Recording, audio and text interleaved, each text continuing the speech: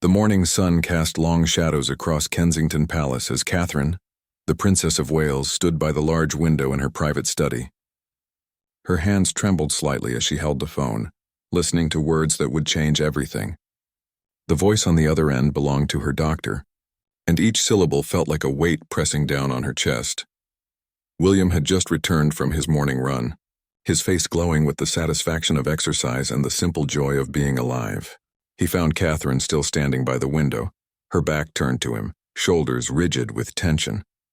Something in her posture made him freeze in the doorway. In their years together through royal duties and personal challenges, he had learned to read her moods like chapters in a beloved book.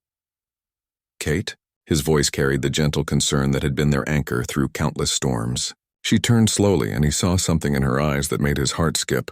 It wasn't sadness exactly, but something deeper and more frightening, a kind of quiet devastation that she was trying desperately to contain. The children's laughter echoed from somewhere in the palace, George and Charlotte playing their morning games while little Louis toddled behind them, desperate to keep up with his older siblings.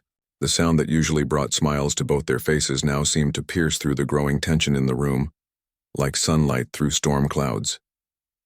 Catherine moved toward William with measured steps, each one seeming to cost her tremendous effort. When she reached him, she placed her hands on his chest, feeling the steady rhythm of his heartbeat beneath her palms. For a moment they stood in silence, and William could sense that whatever she was about to tell him would fracture their world in ways they had never imagined.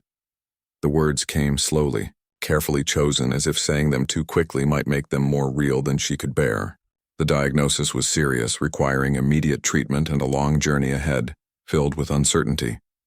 As she spoke, William's face went through a series of expressions: confusion, denial, and finally a raw understanding that made him pull her close with fierce protectiveness. Neither of them cried in that moment.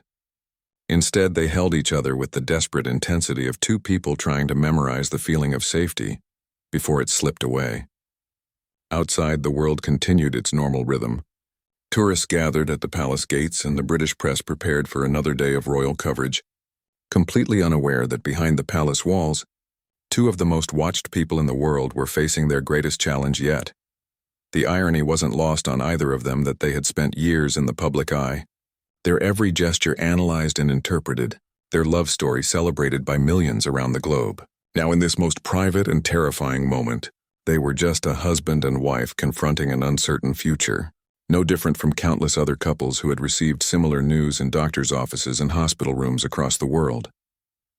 William's mind raced through possibilities and plans, his natural instinct to protect and solve kicking into overdrive. But Catherine's steady gaze reminded him that this wasn't something he could fix with determination or royal influence. This was something they would have to face together, one day at a time, drawing on reserves of strength they weren't even sure they possessed. As they finally separated, both knowing they would need to tell the children and begin making the difficult decisions that lay ahead, Catherine managed a small smile. It wasn't forced or fake. It was the same smile that had captured William's heart years ago at university, full of grace and quiet courage. In that smile, he saw not just the woman he had fallen in love with, but the fighter she was about to become. The palace staff noticed the change immediately, though they couldn't quite put their finger on what was different.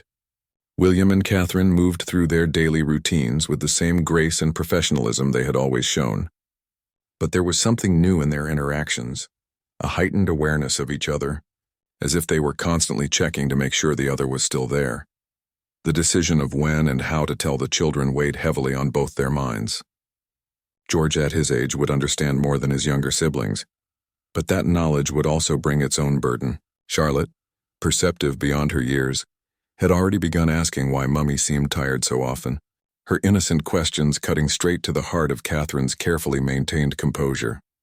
They chose a quiet Sunday afternoon when the palace felt more like a home than a royal residence. The children were scattered around the family sitting room, George absorbed in a book about airplanes, Charlotte carefully arranging her collection of toy horses, and Louis building towers with his blocks only to knock them down with delighted giggles. Catherine sat on the comfortable sofa that had been their refuge during countless family evenings, while William settled into the chair beside her. The normality of the scene made what they were about to do feel almost surreal. How do you tell your children that life as they know it is about to change in ways they can't possibly understand? The conversation unfolded slowly, with Catherine's voice remaining steady and reassuring, even as she delivered news that would stay with their children forever. She used simple words, speaking of doctors and treatments and the importance of hope. George's face grew serious as understanding dawned, while Charlotte moved closer to her mother with the instinctive need for comfort that children possess.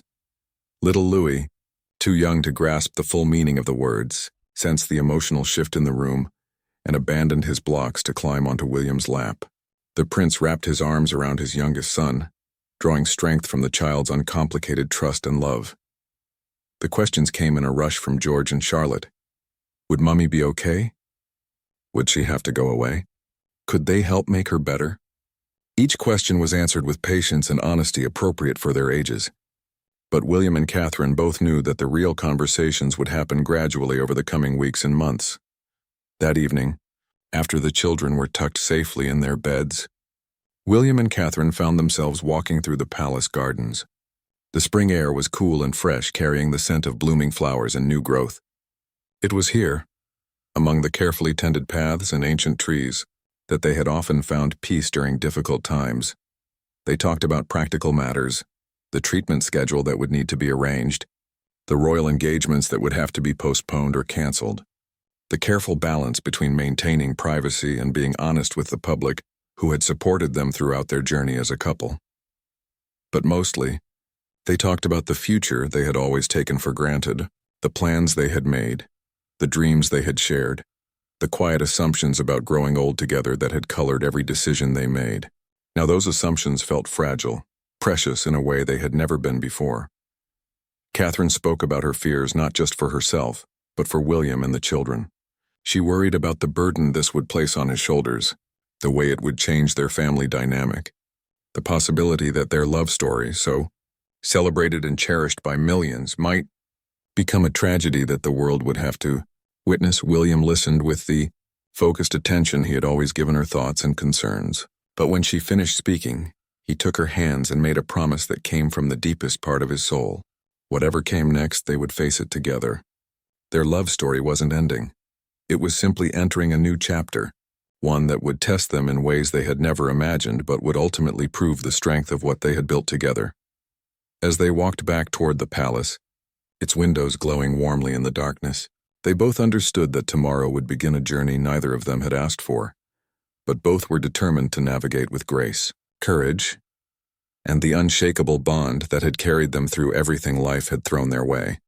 The decision to share their private struggle with the world was not made lightly. For days, William and Catherine wrestled with the balance between their right to privacy and their responsibility to the millions of people who looked up to them. They understood that their silence would eventually lead to speculation and rumors that could be far more damaging than the truth. Catherine insisted on recording the video message herself, despite William's gentle suggestions that perhaps a written statement would be easier.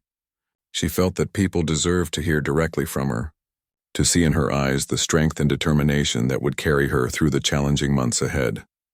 The filming took place in their private garden at Windsor, a location they chose for its intimacy and natural beauty. Catherine wore a simple blue sweater, her hair falling naturally around her shoulders, looking more like any other wife and mother than the future queen she was destined to become. The casual setting was deliberate. This wasn't a royal announcement, but a deeply personal sharing of human vulnerability. William stood just out of camera range, his presence a source of strength even though he remained invisible to viewers. Every few sentences, Catherine would glance toward him, drawing courage from his encouraging nods and supportive smile. The filming process was emotionally exhausting, requiring multiple takes as Catherine worked to find the right balance between honesty and hope. When the video was finally released, the response was immediate and overwhelming. Messages of support poured in from around the world, from heads of state and celebrities, but more importantly, from ordinary people who had faced similar battles. The palace staff, usually accustomed to managing public relations crises, found themselves moved to tears by the genuine outpouring of love and encouragement.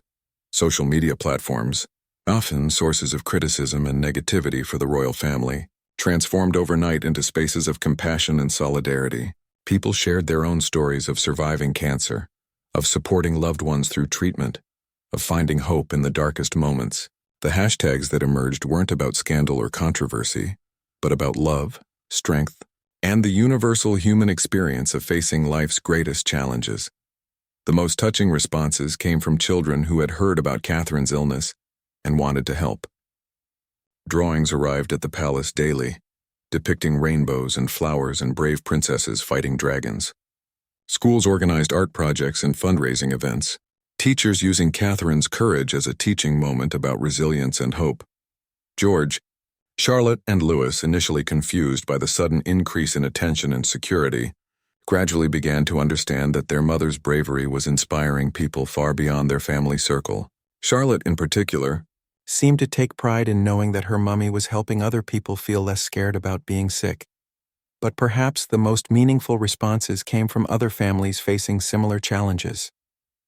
Parents wrote about how Catherine's grace and openness had given them language to discuss difficult topics with their own children. Cancer survivors shared how seeing someone they admired face the same battle had renewed their own determination to keep fighting. The royal engagements that had been postponed created an unexpected opportunity for other members of the family to step forward. William's schedule increased dramatically as he took on additional duties, while maintaining his role as Catherine's primary support system. The balance was exhausting, but he approached it with the same sense of duty that had guided him throughout his life. King Charles, himself having faced health challenges, became an unexpected source of wisdom and support. The father-son relationship, always strong, deepened as they shared the unique experience of watching someone they loved face a serious illness while maintaining public responsibilities. Catherine's medical team, carefully chosen for both their expertise and their understanding of the unique pressures facing their patient, worked tirelessly to create a treatment plan that would allow her to maintain some semblance of normal life. The challenge wasn't just medical. It was about preserving her role as a mother, a wife, and a public figure while fighting for her health.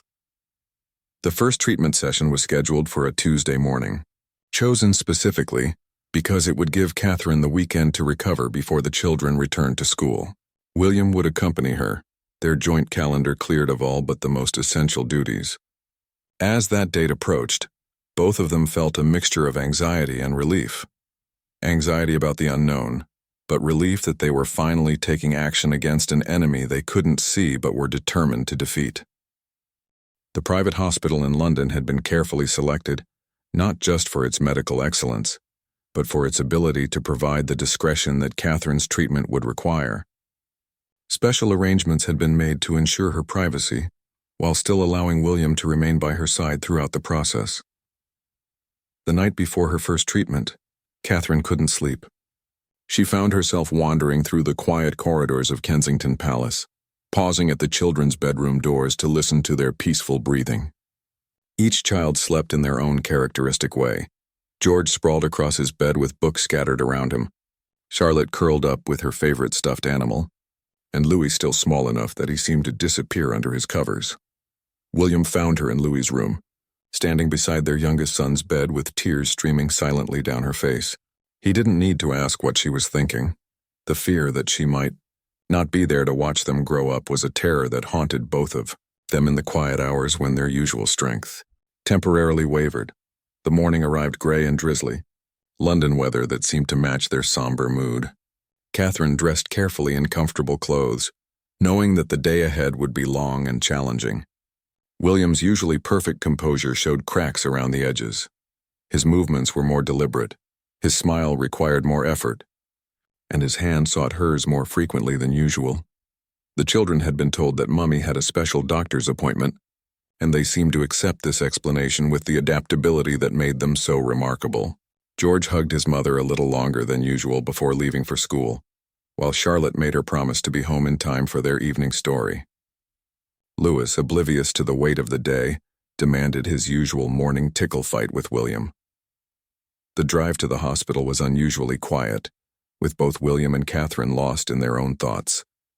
The security detail maintained their professional distance while providing the protection that allowed them to navigate London streets without incident.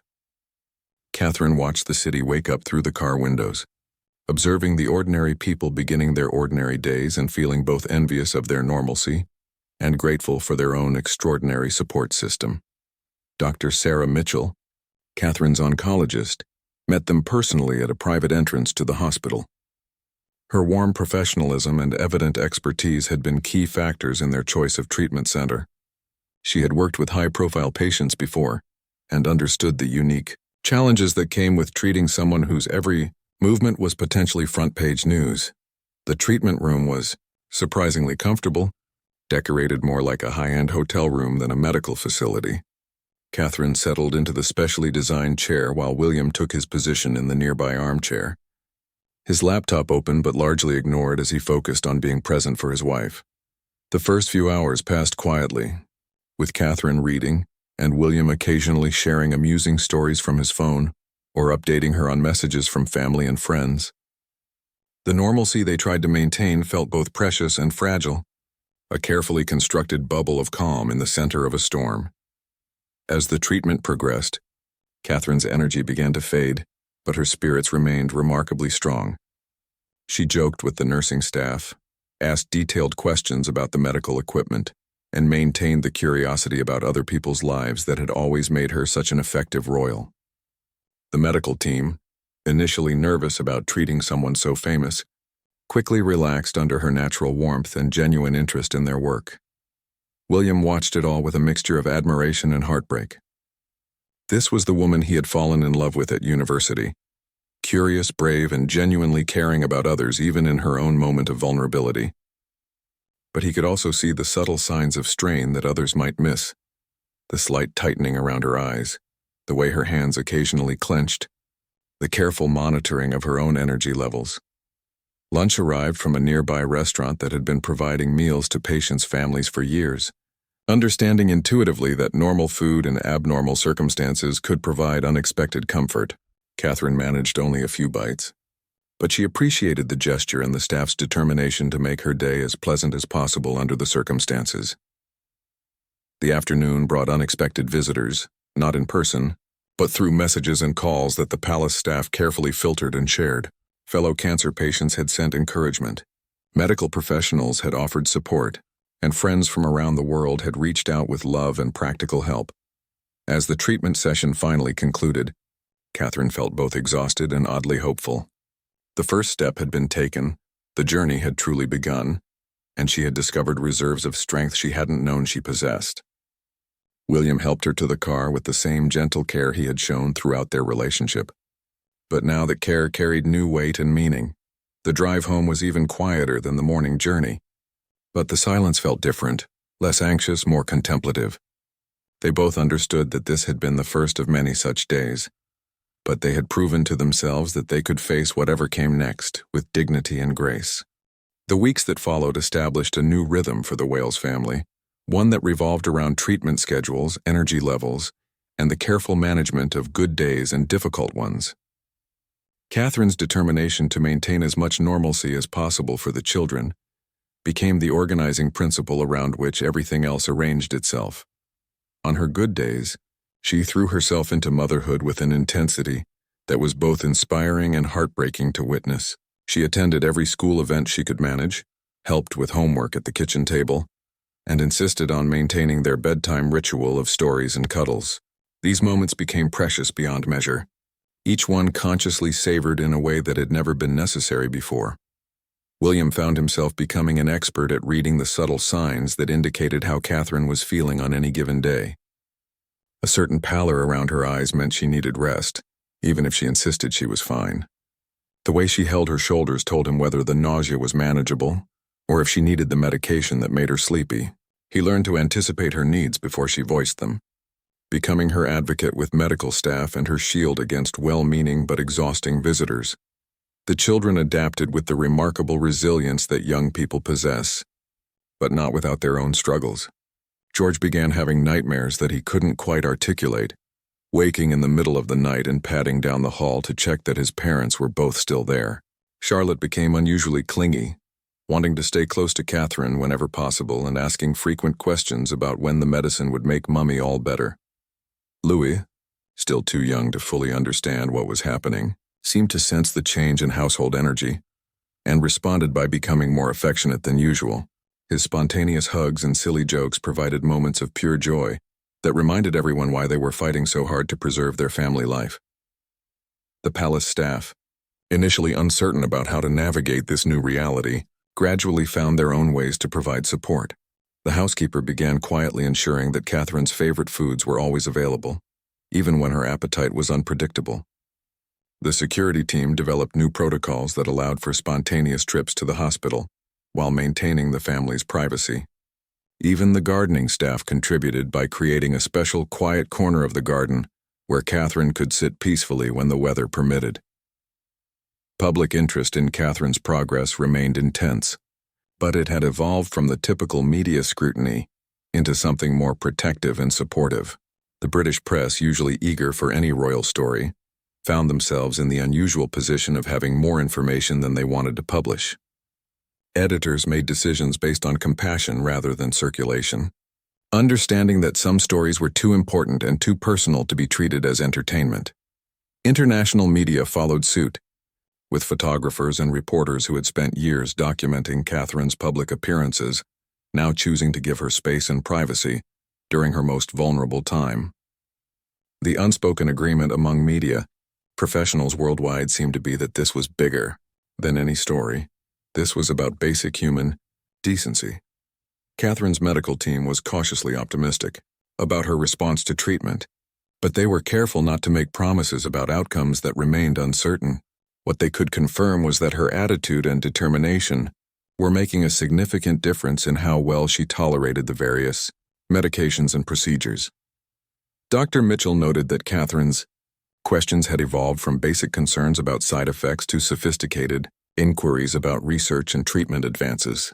She had become her own advocate in the best possible way, educating herself without becoming obsessed, staying informed without losing hope. The royal family rallied around William and Catherine in ways that surprised everyone, including themselves. Princess Anne, known for her no-nonsense approach to royal duties, quietly rearranged her schedule to take on additional engagements. The Duke of Edinburgh, despite his own health concerns, made himself available for grandfather duties whenever needed. Perhaps most significantly, King Charles found himself having conversations with William that went far beyond the typical father-son relationship. Having faced his own health challenges, he could offer insights and support that came from personal experience rather than just parental concern. Their relationship, always based on mutual respect, deepened into something more intimate and emotionally honest.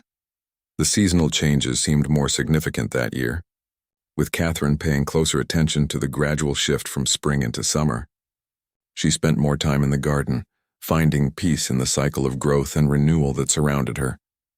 The roses that bloomed outside her window became a daily source of joy, their beauty made more precious by her heightened awareness of life's fragility. As summer approached, bringing with it the promise of school holidays and family time, Catherine began to feel something she hadn't experienced in months: genuine excitement about the future. Not because the battle was over, but because she was beginning to believe that she was strong enough to keep fighting for as long as necessary. The summer months brought unexpected gifts disguised as ordinary moments.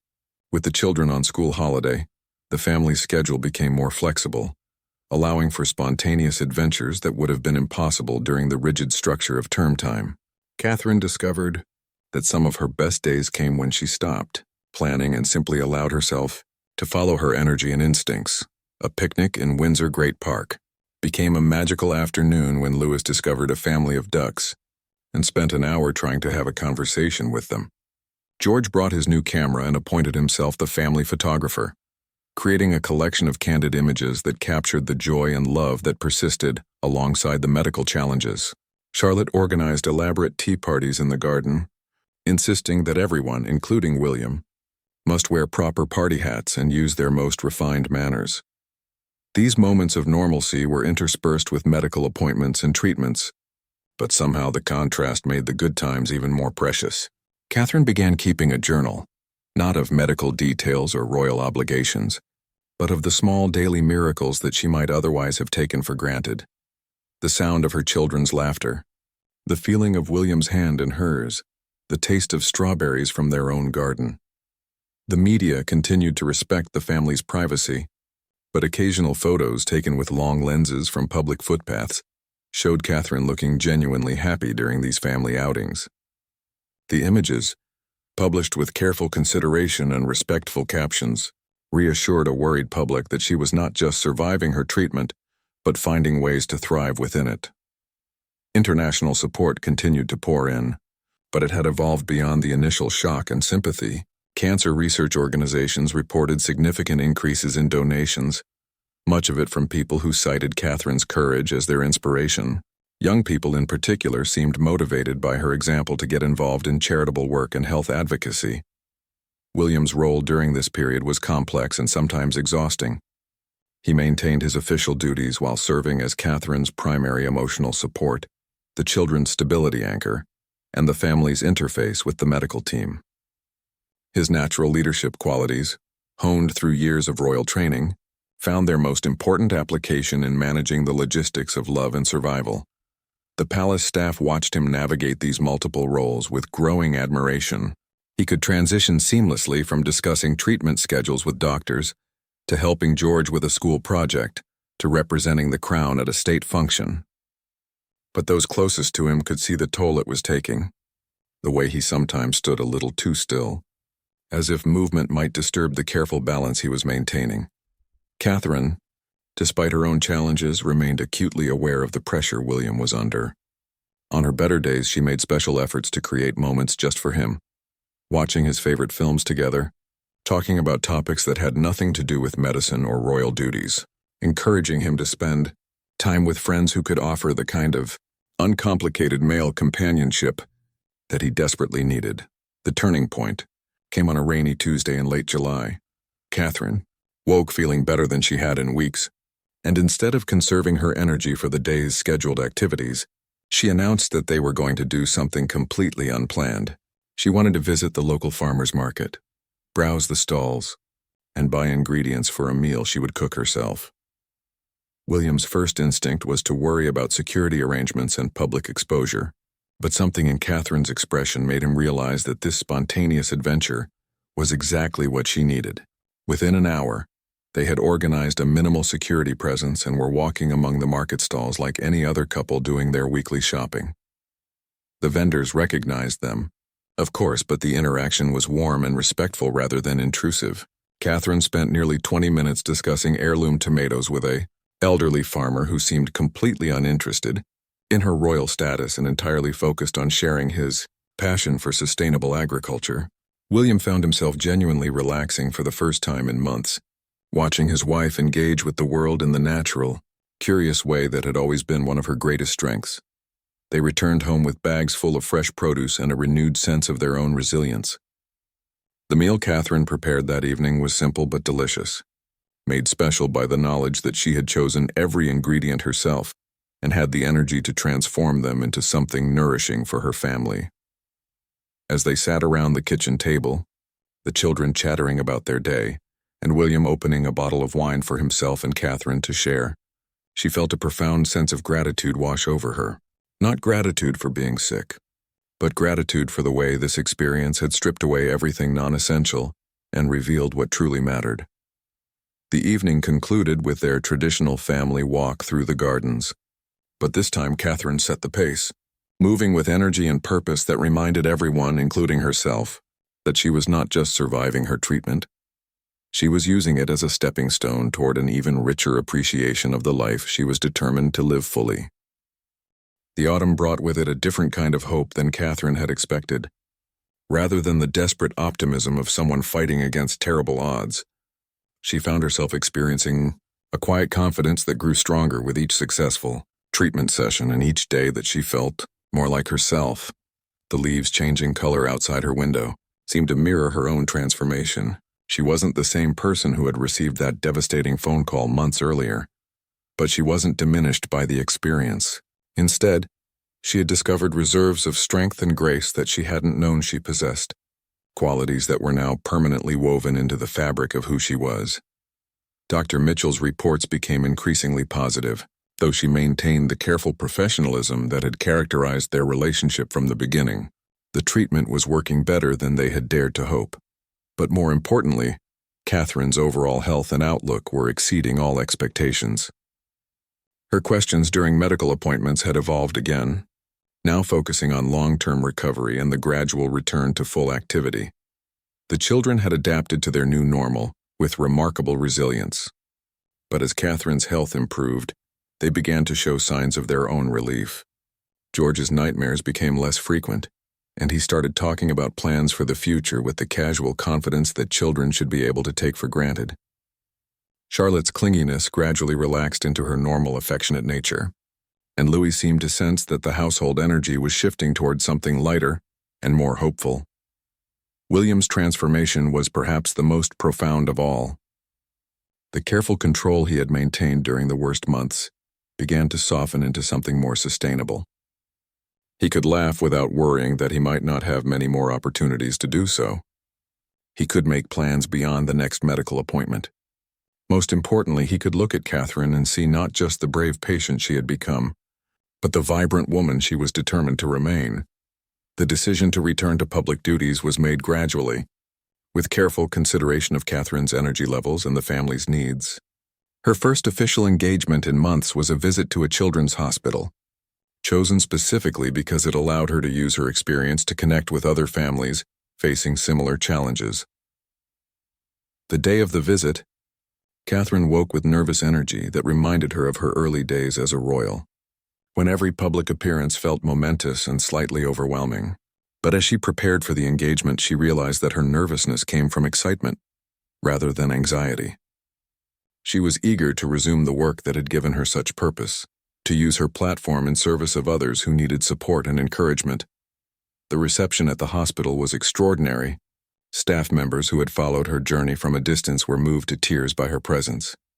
Not because she looked fragile or diminished, but because she radiated a kind of strength and compassion that could only come from someone who had walked through darkness and emerged with deeper understanding. The families she met that day found in Catherine not just a royal visitor offering sympathy, but someone who truly understood what they were experiencing. Her conversations with parents were marked by an intimacy and authenticity that surprised even her. She could speak knowledgeably about treatment side effects, hospital routines, and the challenge of maintaining hope when the future felt uncertain. But it was her interaction with the children that proved most powerful. Her natural affinity for young people, enhanced by her own experience as a patient, allowed her to connect with them in ways that brought smiles to faces that had known too much worry for their age. She listened to their concerns with genuine attention, shared stories about her own children, and left each young patient with the sense that they had been truly seen and valued. The photographs from that day, carefully selected and published with the family's approval, showed Catherine looking radiant and purposeful. The contrast with images from earlier in the year was striking, not because she looked dramatically different physically, but because the joy and energy in her expression were unmistakable. That evening, as the family gathered for dinner, Catherine felt a profound sense of completion. Not because her journey was over. She understood that full recovery would take time and that some level of medical monitoring would be part of her life for years to come. But because she had proven to herself that she could transform even the most challenging experience into something meaningful and useful. William, watching her interact with the children during their evening routine, saw clearly the woman he had fallen in love with all those years ago, but also someone new, someone who had been tested in ways they had never imagined and had emerged not just intact, but enhanced. Their love story, which had begun with the fairy tale romance that captured the world's imagination, had evolved into something deeper and more real than any fairy tale could contain. As Catherine tucked each child into bed that night, listening to their prayers and their plans for tomorrow, she felt overwhelmed with gratitude for the ordinary miracle of being present for these moments.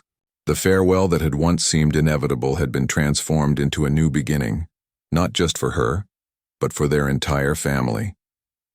They had faced their greatest fear together and discovered that love, courage, and hope were stronger than any force that threatened to tear them apart.